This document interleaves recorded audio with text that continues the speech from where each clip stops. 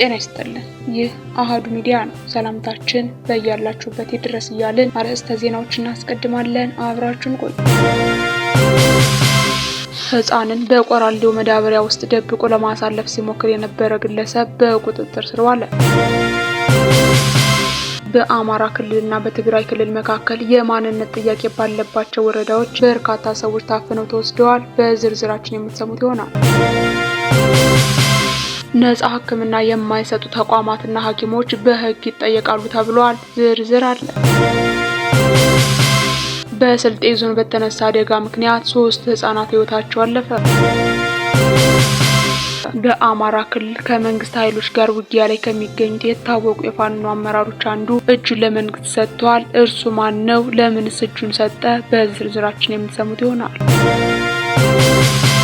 በአማራ ክልል ከመንግስት ኃይሎች ጋር ውጊያ ላይ ከሚገኙት የታወቁ የፋኖ አመራሮች አንዱ የሆነው ማስረሻ ዳምጤ እጁን ለመንግስት መስጠቱን አንድ ስማቸው ያልተጠቀሰ የመንግስት ባለስልጣን መግለጻቸው ታውቋል። ባለስልጣኑ እንዳረጋገጡት ማስረሻ ሰጤ ከነ አጃቢዎቹ ከወሎ አካባቢ ተነስቶ ወደ ምስራቅ ጎጃም ዞን በመምጣት ነው እጁን የሰጠው። ማስረሻ ሰጤ ማን ነው? ማስረሻ ሰጤ በተለይም በምስራቅ ጎጃም ዞን የፋኖ ንቅናቄን በማደራጀትና በመምራት በስፋት ከሚታወቁ ቁልፍና አንጋፋ አመራሮች አንዱ ነው። የአማራ ፋኖ አንድነት ምክር ቤት ከተባለውና የተለያዩ የፋኖ መዋቅሮችን በአንድ ላይ ለማሰባሰብ ከተቋቋመው መስራች አመራሮች መካከልም ተጠቃሽ ነው። የፖለቲከኞች እንደሚተነትኑት የማስረጃ እጅ መስጠት በአማራ ክልል ባለው ግጭት ጋር በተያያዘ ትልቅ ክስተት ተደርጎ ይወሰዳል። አንደኛ ማስረሻ ሰጤ በፋኖ መዋቅር ውስጥ ያለው ተደማጭነትና ተምሳሌትነት ከፍተኛ በመሆኑ የእርሱ እጅ መስጠት ለመንግስት ትልቅ የፕሮፓጋንዳ ድል ተደርጎ ተቆጥሯል። በተጨማሪም ሌሎች ተዋጊዎች እጃቸውን እንዲሰጡ ለማበረታታት ሊያገለግል ይችላል። ሁለተኛ ለፋኖ ንቅናቄ በሌላ በኩል እንዲህ ያለ ከፍተኛ አመራር እጁን መስጠቱ በፋኖ ተዋጊዎች የሞራል ላይ ከፍተኛ ተጽዕኖ ሊያሳድርና በንቅናቄው አመራሮች መካከል መከፋፈል መኖሩን ሊያመለክት ይችላል ተብሎ በተንታኞች ይገመታል። ዜናው እስከተጠናቀረበት ሰዓት ድረስ ከመንግስት ይፋዊ የመገናኛ ብዙሃን የተሰጠ ማረጋገጫ የለም። ከፋኖ ንቅናቄ ጋር ተያያዥነት ባላቸው የማህበራዊ ሚዲያ ገጾች በኩልም በጉዳዩ ላይ የተሰጠ ምላሽም ሆነ ማስተባበያ የለም። የአማራ ክልል መንግስት የክልሉ ልዩ ኃይል ለማፍረስ መወሰኑን ተከትሎ ከሚያዝያ 2015 ዓ.ም ጀምሮ በፌዴራል መንግስት ኃይሎችና በፋኖ ታጣቂዎች መካከል በከባድ ግጭት ውስጥ መቆየቱ ይታወሳል።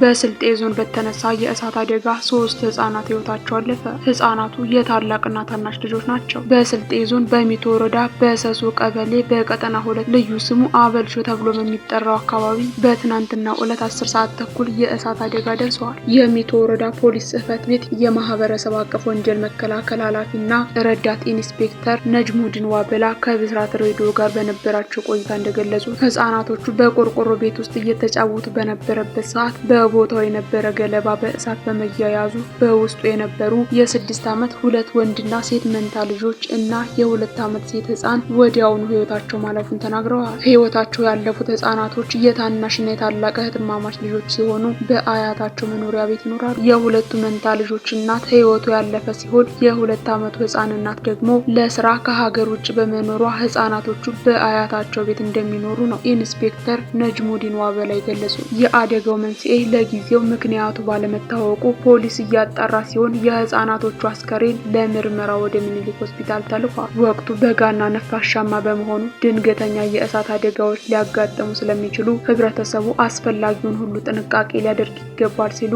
ኢንስፔክተር ነጅሙዲን ዋበላ ጨምረው ለብስራት ሬዲዮ ተናግረዋል።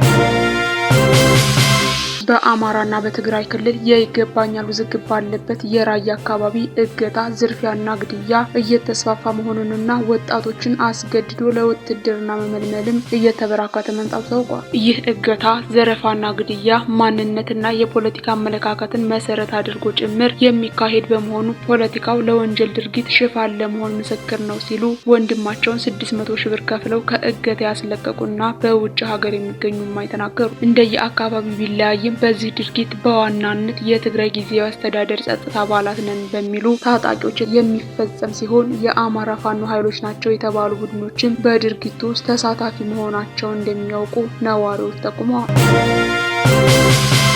ህፃንን በቆራሌው መዳበሪያ ውስጥ ደብቆ ለማሳለፍ ሲሞክር የነበረ ግለሰብ በቁጥጥር ስር ዋለ። ዛሬ ህዳር 23 ቀን 2018 ዓ.ም በጋሞ ጎፋ ዞን ጌዴሌ ከተማ አስተዳደር በለአርጉባ ቀበሌ ገርሞሃ ዴዴ ንዑስ መንደር አስደንጋጭ ወንጀል ሙከራ ተከስቶ ነበር። አንድ ግለሰብ ጨቅላውን ህፃን ልጅ በቆራሌው መዳበሪያ ማሰባሰቢያ ቦርሳ ውስጥ ደብቆ በማስገባት ከአካባቢው ለማምለጥ ሲሞክር በንቁ ማህበረሰብ ጥቆማ በፖሊስ ቁጥጥር ስር ውለዋል። ወላጆች ለጥንቃቄ የተጠቀሙበት የልጆቹን ሁኔታ ይከታተሉ።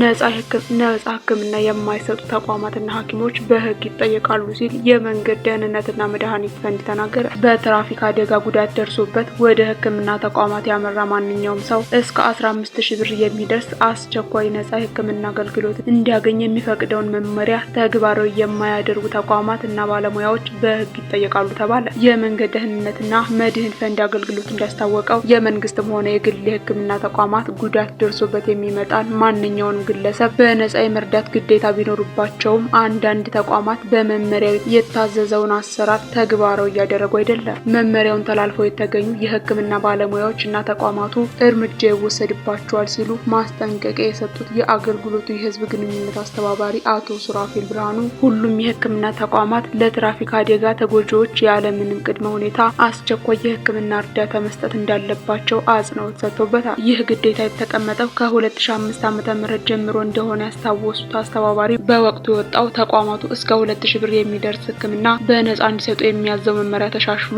ወደ 15000 ብር መሻሻሉን ተናግረዋል። አስተባባሪው አቶ ሱራፌል ምንም እንኳን ስልጠናና መመሪያ በተደጋጋሚ ቢሰጥም ጥቂት የማይባሉ የጤና ተቋማት ህጉን አላውቀውም በሚል ምክንያት አገልግሎቱን ከመስጠት መቆጠባቸው ለቅጣት ይዳርጋቸዋል ሲሉ አስጠንቅቀዋል። ተመሳሳይ ጥፋት የተገኘባቸው ህግን የማያከብሩ ተቋማትን በወጡ ደንብና መመሪያዎች መሰረት ተጠያቂ ለማድረግም ለህግ አስከባሪ አካላት ስልጠና እንደሚሰጥ አብራርተዋል። የጤና ተቋማት ለነጻ አስቸኳይ ህክምና ያወጡት ወጪ ተመላሽ እንደሚደረግ ያስረዱት አቶ ሱራፌል ፈንዱ ይህንን ነጻ አስቸኳይ ህክምና ለማስፈጸም የሚያስችል ገንዘብ የሚያሰባስበው ከራሱ መዋጮ በተጨማሪ ከኢንሹራንስ ኩባንያዎች እንደሆነ ተገልጿል።